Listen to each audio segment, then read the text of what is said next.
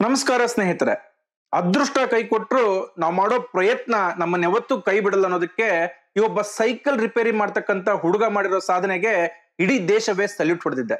ಇದ್ರ ಬಗ್ಗೆ complete information ನಾನು ನಿಮಗೆ ತಿಳಿಸ್ಕೊಡ್ತೇನೆ. ಇದು ನಿಜ ಜೀವನದ ಸತ್ಯ ಘಟನೆಗಳು. ನಾನು ನಿಮ್ಮ ಪ್ರೀತಿಯ ಚೇತನ್ ರಾಜ್.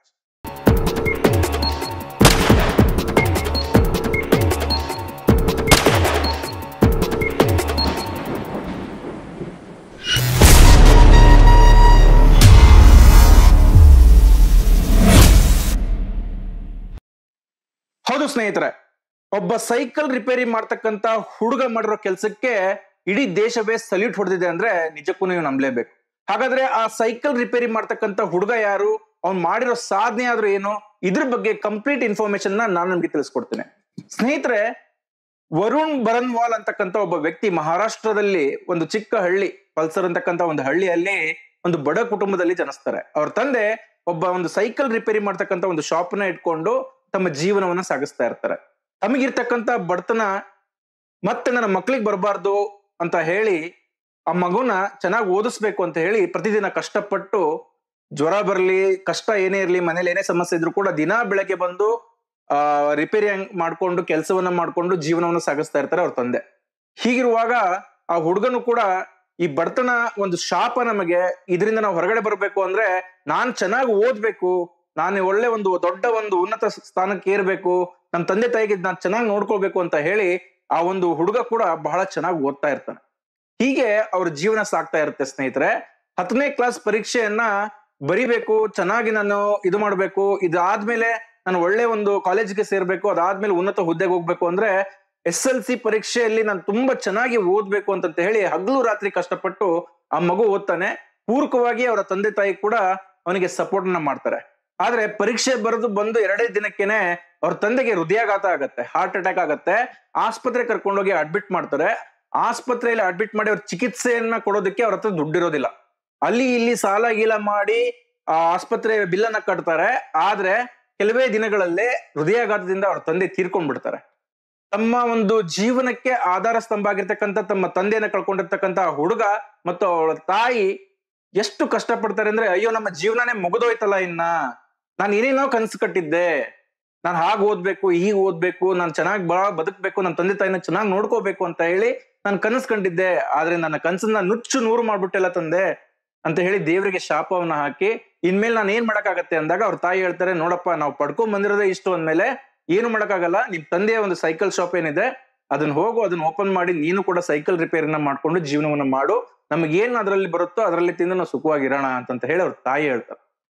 ಹಾಗಿರುವಾಗ ಏನ್ ಮಾಡ್ತಾನೆ, ಆ ಹುಡುಗ ಬಂದು ಸೈಕಲ್ ಶಾಪ್ ನ ಓಪನ್ ಮಾಡಿ ಅಲ್ಲಿ ಸೈಕಲ್ ರಿಪೇರ್ನ ಮಾಡ್ಕೊಂಡು ಜೀವನವನ್ನ ಸಾಗಿಸ್ತಾನೆ. SLC ಪರೀಕ್ಷೆ ಬರ್ತಿದ್ದ, ಆದ್ರೆ ರಿಸಲ್ಟ್ ಇನ್ನೂ ಬಂದಿರ್ಲಿಲ್ಲ. ಅಷ್ಟರೊಳಗಡೆ ಅವ್ರ ತಂದೆ ತೀರ್ಕೊಂಡ್ಬಿಟ್ಟಿದ್ರು. ಹೀಗಿರುವಾಗ ಅವನ SLC ರಿಸಲ್ಟ್ ಬರುತ್ತೆ. ರಿಸಲ್ಟ್ ನ ಹೋಗಿ ಅವನು ನೋಡ್ಕೊಂಡು ಬಂದಾಗ ಅಚ್ಚರಿ ಕಾದಿರುತ್ತೆ. ಯಾಕೆಂದ್ರೆ ಇಡೀ ಜಿಲ್ಲೆಗೆ 2ನೇ ರ್ಯಾಂಕ್ ಬಂದಿರ್ತಾನೆ, 2nd ರ್ಯಾಂಕ್ ಬಂದಿರ್ತಾನೆ ಆ ಹುಡುಗ. ಪ್ರತಿಯೊಬ್ರು ಅಲ್ಲಿ ಇರ್ತಕ್ಕಂತ ಏನು ಊರಿನ ಜನ ಇರ್ತಾರೆ ಎಲ್ರು ಕೂಡ ಅದೇ ಅಂತಾರೆ, ನೋಡಪ್ಪ, ನೀನು 2nd ರ್ಯಾಂಕ್ ಬಂದಿದೀಯಾ, ಬಟ್ ನಿಮ್ ತಂದೆ ಇಲ್ಲ ನಿಮ್ಗೆ ಒಳ್ಳೆ ಕಾಲೇಜ್ ಸೇರ್ಸೋದಕ್ಕೆ, ಫೀಸ್ ಕಟ್ಟೋದಕ್ಕೆ ತೊಂದರೆ ಇದೆ ಅಂತಂದಾಗ ಅಲ್ಲಿ ಏನು ಅವರು ಡಾಕ್ಟರ್ ಅವ್ರ ತಂದೆಗೆ ಚಿಕಿತ್ಸೆನ ಕೊಟ್ಟಿರ್ತಾರೋ ಆ ಡಾಕ್ಟರ್ ಏನ್ ಮಾಡ್ತಾರೆ, ಒಂದು 10,000 ರೂಪಾಯಿ ಅವ್ನು ತೆಗೆದು ಕೊಡ್ತಾರೆ. ಇದು ತಗೋ, ನೀನ್ ಕಾಲೇಜ್ ಅಡ್ಮಿಷನ್ ಮಾಡ್ಸು, ಚೆನ್ನಾಗಿ ಓದು, ಸೈಕಲ್ ರಿಪೇರಿ ಎಲ್ಲ ನೀನು ಮಾಡ್ತಾನೆ, ನೀನ್ ಚೆನ್ನಾಗಿ ಓದ್ಬೇಕು, ನಿಮ್ ತಾಯಿನ ನೀನ್ ಚೆನ್ನಾಗಿ ನೋಡ್ಕೋಬೇಕು, ನಿಮ್ ತಂದೆ ಕನ್ಸನ್ನ ನೀನ್ ಈಡೇರಿಸಬೇಕು ಅಂತ ಹೇಳ್ತಾರೆ. ಹಾಗಾಗಿ ಅವನ್ ಏನ್ ಮಾಡ್ತಾನೆ, ಕಾಲೇಜಿಗೆ ಸೇರ್ತಾನೆ. ಬೆಳಗ್ಗೆ ಕಾಲೇಜ್ಗೆ ಹೋಗಿ ಬಂದ್ರೆ ಮಧ್ಯಾಹ್ನ ಮತ್ತೆ ಸೈಕಲ್ ಅಂಗಡಿಗೆ ಬಂದು ಸೈಕಲ್ ಶಾಪ್ ನ ಓಪನ್ ಮಾಡಿ ಸೈಕಲ್ ರಿಪೇರಿಗಳನ್ನ ಮಾಡ್ಕೊಂಡು ತನ್ನ ತಾಯಿಯನ್ನ ನೋಡ್ಕೊಂಡು ತಾನು ಓದ್ಕೊಂಡು ಹಗಲು ರಾತ್ರಿ ಕಷ್ಟ ಪಡ್ತಾನೆ. ಹೀಗೆ ಫಸ್ಟ್ ಇರ್ತಕ್ಕಂಥ ಕಾಲೇಜ್ಗೂ ಕೂಡ ಒಳ್ಳೆ ರ್ಯಾಂಕ್ ಅನ್ನ ತಗೊಂಡ್ಬರ್ತಾನೆ. ಅದಾದ್ಮೇಲೆ ಇಂಜಿನಿಯರಿಂಗ್ ಓದ್ಬೇಕು ಅಂದಾಗ ಅವನ ಹತ್ರ ದುಡ್ಡು ಇರೋದಿಲ್ಲ. ಹೇಗಪ್ಪ ಮಾಡೋದು ಅಂತ ಹೇಳಿ ತನ್ನ ಸೈಕಲ್ ಶಾಪ್ ಅಲ್ಲಿ ದುಡ್ದು ಕೂಡ್ತಿರ್ತಕ್ಕಂಥ ಒಂದಿಷ್ಟು ಹಣ, ತನ್ನ ತಾಯಿ ಹತ್ರ ಇರ್ತಕ್ಕಂಥ 1-2 ಸಣ್ಣ ಪುಟ್ಟ ಒಂದು ಒಡವೆ, ಆಮೇಲೆ ತನ್ನ ಸ್ನೇಹಿತರು ಮತ್ತೆ ಶಿಕ್ಷಕರ ಕಡೆಯಿಂದ ಒಂದಿಷ್ಟು ಸಾಲವ ರೂಪದಲ್ಲಿ ಒಂದಿಷ್ಟು ಹಣವನ್ನ ಪಡೆದು ಇಂಜಿನಿಯರಿಂಗ್ಗೆ ದುಡ್ಡನ್ನ ಕಟ್ಟಿ ಇಂಜಿನಿಯರಿಂಗ್ ಕೂಡ ಮುಗಿಸ್ತಾನೆ. ಇಂಜಿನಿಯರಿಂಗ್ ಆದ್ಮೇಲೆ ಒಂದು ಒಳ್ಳೆ ಕೆಲಸ ಕೂಡ ಸಿಗುತ್ತೆ. ಇಂಜಿನಿಯರಿಂಗ್ ಹೇಗೆ ಓದ್ತಾನೆ ಅಂದ್ರೆ, ಪ್ರತಿದಿನ ಸಂಜೆ ತನ್ನ ಸ್ನೇಹಿತರಿಗೆ ಮತ್ತೆ ಮಕ್ಕಳಿಗೆ ಪಾಠವನ್ನ ಹೇಳ್ಕೊಂಡು ಅಲ್ಲಿಂದ ಬರ್ತಕ್ಕಂಥ ಟ್ಯೂಷನ್ ಫೀಸ್ ನ ಕಲೆಕ್ಟ್ ಮಾಡಿ ತನ್ನ ಕಾಲೇಜ್ ಫೀಸ್ ನ ಕಟ್ತಾ ಇರ್ತಾನೆ. ಹೀಗೆ ಕಟ್ಟಿ ಇಂಜಿನಿಯರಿಂಗ್ ಮುಗಿಸಿರ್ತಕ್ಕಂಥ ಹುಡುಗ ಒಂದು ಇಂಜಿನಿಯರಿಂಗ್ ಆದ್ಮೇಲೆ ಒಂದು ಒಳ್ಳೆ ಒಂದು ಕಂಪ್ನಿಯಲ್ಲಿ ಕೆಲ್ಸಕ್ಕೆ ಕೂಡ ಸೇರ್ತಾನೆ. ಹೀಗಿರುವಾಗ ಅವನಿಗೆ ಒಂದು ಟಿವಿಯಲ್ಲಿ ಬರ್ತಕ್ಕಂತ ಒಂದು ವಿಚಾರ ಗೊತ್ತಾಗತ್ತೆ. ಅಣ್ಣಾ ಹಜಾರೆ ಅವರು ಭ್ರಷ್ಟಾಚಾರದ ವಿರುದ್ಧ ಉಪವಾಸ ಸತ್ಯಾಗ್ರಹ ಮಾಡ್ತಾ ಇರೋದನ್ನ ನೋಡ್ತಾನೆ. ಅವ್ರ ಜೊತೆಗೆ ಅವನು ಹೋಗಿ ಅಲ್ಲಿ ಆ ಒಂದು ಆಂದೋಲನದಲ್ಲಿ ಭಾಗವಹಿಸ್ತಾನೆ. ಆ ಆಂದೋಲನದಲ್ಲಿ ಭಾಗವಹಿಸಿದಾಗ ಅಣ್ಣಾ ಹಜಾರೆ ಅವರು ಇವನನ್ನ ನೋಡಿ, ನೀನ್ ಇಷ್ಟೊಂದು ವಿದ್ಯಾವಂತನಾಗಿದ್ಯಾ, ನೀನ್ ಯಾಕೆ ನೀನು ಇದಕ್ಕೆ ಸಮಾಜಕ್ಕೆ ಏನಾದ್ರು ಒಂದು ಕೊಡುಗೆ ಕೊಡಬೇಕು, ಬರೀ ನಿನ್ ಜೀವನ ನೋಡ್ಕೊಳ್ಳೋದಲ್ಲ ಅಂತ ಒಂದ್ ಮಾತು ಹೇಳಿದಾಗ ಅವನಿಗೆ ಅನ್ಸುತ್ತೆ ಅವ್ರ ತಂದೆ ಒಂದ್ ಮಾತು ಹೇಳ್ತಾ ಇದ್ರು, ನೀನ್ ಏನಾದ್ರೂ ಆಗೋ ಒಂದು ಒಳ್ಳೆ ಉನ್ನತ ಹುದ್ದೆಗೆ ಹೋದ್ಮೇಲೆ ನೀನು ಸಮಾಜಕ್ಕೆ ಏನಾದ್ರು ಕೊಡುಗೆ ಕೊಡಬೇಕು ಅಂತ ಹೇಳಿ ಅವ್ರ ತಂದೆ ಹೇಳೋ ಮಾತನ್ನ ಅಣ್ಣಾ ಹಜಾರೆಯವರು ಬಾಯಲ್ಲಿ ಕೇಳಿದಾಗ ಅವನ ಮನ್ಸು ವಿಚಲಿತವಾಗತ್ತೆ. ಇಲ್ಲ, ನಾನೀಗ ಓದಿ ಒಬ್ಬ ಇಂಜಿನಿಯರ್ ಆಗಿದ್ದೀನಿ, ಆದ್ರೆ ಅದಷ್ಟಕ್ಕೆ ಸಾಲಲ್ಲ, ನಾನು ಏನಾದ್ರು ಮಾಡ್ಬೇಕು ಅಂತ ಹೇಳಿ ಅವನೇನ್ ಮಾಡ್ತಾನೆ, ಸ್ಕಾಲರ್ಶಿಪ್ ಮುಖಾಂತರ ಒಂದಿಷ್ಟು ಪುಸ್ತಕಗಳನ್ನ ಖರೀದಿ ಮಾಡಿ IAS ಪರೀಕ್ಷೆಗೆ ಪ್ರಿಪರೇಷನ್ ಮಾಡ್ತಾನೆ. ಈ UPSC ಎಕ್ಸಾಮ್ ಅಂತ ಹೇಳ್ತೀವಿ, ಅದನ್ನ ಕಟ್ಟಿ ಅಲ್ಲಿ ನಾನು ಚೆನ್ನಾಗಿ ಓದ್ಬೇಕು, ನಾನು IAS ಆಫೀಸರ್ ಆಗಿ ನನ್ನ ದೇಶಕ್ಕೆ ನಾನು ಏನಾದ್ರು ಒಂದು ಸೇವೆನ ಸಲ್ಲಿಸಬೇಕು ಅಂತ ಕಷ್ಟಪಟ್ಟು ಓದಕ್ ಶುರು ಮಾಡ್ತಾನೆ. ಹೀಗೆ ಸತತವಾಗಿ ಪ್ರಯತ್ನವನ್ನ ಮಾಡ್ತಾ ಇರ್ತಕ್ಕಂತ ಹುಡುಗ, ನಿಮ್ಗೆಲ್ಲ ಗೊತ್ತಿರ್ಬೋದು IAS ಆಗ್ಬೇಕು ಅಂದ್ರೆ ಎಷ್ಟೆಲ್ಲ ಕಷ್ಟ. ನಮ್ಮ ಒಂದು ದೇಶದ ಪ್ರತಿಷ್ಠಿತ ಸ್ಪರ್ಧಾತ್ಮಕ ಪರೀಕ್ಷೆಗಳಲ್ಲಿ ಉತ್ತುಂಗದಲ್ಲಿ ಇರ್ತಕ್ಕಂಥದ್ದು, ಲಕ್ಷಾಂತರ ಜನ ಪರೀಕ್ಷೆಯನ್ನ ಬರೀತಾರೆ, ಅದರಲ್ಲಿ ಕೇವಲ ಕೆಲವು ಜನಗಳು ಮಾತ್ರ IAS ಅಧಿಕಾರಿ ಆಗ್ತಕ್ಕಂಥದ್ದು. ಇಂಥ ಒಂದು ಪರೀಕ್ಷೆಯನ್ನ ಬರೆದು ನಾನು ಪಾಸ್ ಮಾಡ್ಬೇಕು ಅಂದ್ರೆ ಹಗಲು ರಾತ್ರಿ ನಾನು ಕಷ್ಟ ಪಡ್ಬೇಕು ಅಂತ ಹೇಳಿ ಪ್ರತಿದಿನ ಹಗಲು ರಾತ್ರಿ ಕಷ್ಟಪಟ್ಟು ಓದ್ತಾನೆ ಸ್ನೇಹಿತರೆ. IAS ಪರೀಕ್ಷೆ ಬರ್ದ್ ಬಂದ್ಮೇಲೆ IAS ರಿಸಲ್ಟ್ ನೋಡಿದಾಗ ಅವನ ಕಣ್ಣಲ್ಲಿ ನೀರು ಬಂದಿರುತ್ತೆ. ಯಾಕೆಂದ್ರೆ IAS ನಲ್ಲಿ ಅವನು ಆಲ್ ಇಂಡಿಯಾ ರ್ಯಾಂಕಿಂಗ್ 32 ತೆಗೆದುಕೊಂಡು ಒಬ್ಬ ದಕ್ಷ IAS ಆಫೀಸರ್ ಆಗ್ತಾನೆ. ಒಬ್ಬ ಸೈಕಲ್ ರಿಪೇರಿ ಮಾಡ್ತಾ ಇರ್ತಕ್ಕಂಥ ಒಬ್ಬ ಹುಡುಗ ದಕ್ಷ IAS ಆಫೀಸರ್ ಆಗಿದ್ದಾನೆ ಅಂದ ತಕ್ಷಣ ಆ ಊರು, ಆ ಹಳ್ಳಿಲಿ ಇರ್ತಕ್ಕಂಥ ಜನ ಎಲ್ರು ಸೇರಿ ಅವನಿಗೆ ಸನ್ಮಾನವನ್ನ ಮಾಡ್ತಾರೆ, ಎಲ್ಲವನ್ನ ಮಾಡ್ತಾರೆ. ಆ ಸಮಯದಲ್ಲಿ ಅಲ್ಲೇ ದೂರದಲ್ಲಿ ನಿಂತ್ಕೊಂಡಿರ್ತಕ್ಕಂಥ ಅವ್ರ ತಾಯಿ ಕಣ್ಣೀರನ್ನ ಹಾಕೊಂಡು ಆನಂದ ಬಾಷ್ಪವನ್ನ ಸುರಿಸ್ತಾ ಇರ್ತಾರೆ. ಅವ್ರನ್ನ ನೋಡಿರ್ತಕ್ಕಂಥ ಈ ಹುಡುಗ, ಯಾಕಮ್ಮ ನೀನ್ ಅಳ್ತಾ ಇದೀಯಾ, ಇವತ್ತು ನಾನು ದೊಡ್ಡ IAS ಆಫೀಸರ್ ಆಗಿದ್ದೀನಿ ಅಂದಾಗ, ಇವತ್ತು ನಿನ್ನು IAS ಆಫೀಸರ್ ಆಗಿದೆಯಾ ಅಂತ ಹೇಳಿ ಈ ಹಳ್ಳಿ ಜನ, ನಮ್ಮ ಬಂಧು ನೆಂಟರೆಲ್ಲರೂ ನಿನ್ನನ್ನ ಹಾರ ಹಾಕಿ ಸನ್ಮಾನ ಮಾಡ್ತಾ ಇದಾರೆ. ಆದ್ರೆ ಅವತ್ತು ನಿನ್ನ ತಂದೆ ತೀರ್ಕೊಂಡಾಗ ನೀನ್ ಕಾಲೇಜ್ ಫೀಸ್ ಕಟ್ಬೇಕು ಅಂತಂದಾಗ ನಮ್ಮ ಸಂಬಂಧಿಕರು ಯಾರು ಕೂಡ ನಮಗ್ ₹1 ಸಹಾಯ ಮಾಡ್ಲಿಲ್ಲ.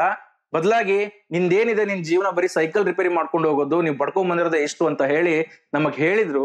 ಆದ್ರೆ ನೀನು ಧೈರ್ಯ ಬಿಡ್ಲಿಲ್ಲ, ನಿನ್ ತಂದೆ ಮಾತನ್ನ ಉಳಿಸಿದ್ಯಾ, ತಂದೆಗೆ ತಕ್ಕ ಮಗ ಆಗಿದ್ಯಾ, ನಮ್ಮ ಸಮಾಜಕ್ಕೆ ಒಂದು ಕೊಡುಗೆಯನ್ನ ಕೊಟ್ಟಿದ್ಯಾ ಅಂತ ಹೇಳಿ ಆ ತಾಯಿ ತನ್ನ ಮಗುವನ್ನ ತಪ್ಕೊಂಡು ಆನಂದ ಬಾಷ್ಪವನ್ನ ಸುರಿಸ್ತಾಳೆ. ಅಲ್ಲಿ ನೆರೆದಿರ್ತಕ್ಕಂಥ ಎಲ್ಲ ಊರಿನ ಜನ, ಹಳ್ಳಿ ಮುಖಂಡರೆಲ್ಲರೂ ಕೂಡ ಅದನ್ನ ನೋಡಿ ಬಹಳ ಸಂತಸ ಪಡ್ತಾರೆ. ಈ ತರ ಒಂದು ಸಾಧನೆಯನ್ನ ಮಾಡಬೇಕು ಅಂತ ಹೇಳಿ ತಮ್ಮ ಮಕ್ಕಳಿಗೂ ಬುದ್ಧಿವಾದವನ್ನ ಹೇಳ್ತಾರೆ.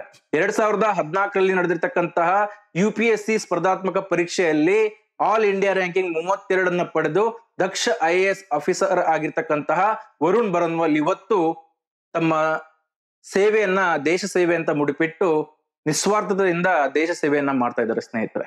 ಹೀಗೆ ಒಬ್ಬ ಸೈಕಲ್ ರಿಪೇರಿ ಮಾಡ್ತಾ ಇರ್ತಕ್ಕಂಥ ಒಬ್ಬ ಹುಡುಗ ದಕ್ಷ IAS ಆಫೀಸರ್ ಆಗ್ತಾನೆ ಅಂದ್ರೆ, ನಿಮ್ಮಲ್ಲೂ ಕೂಡ ಸಾಕಷ್ಟು ಜನ ಕನಸನ್ನ ಕಾಣ್ತಾ ಇರ್ತೀರಾ.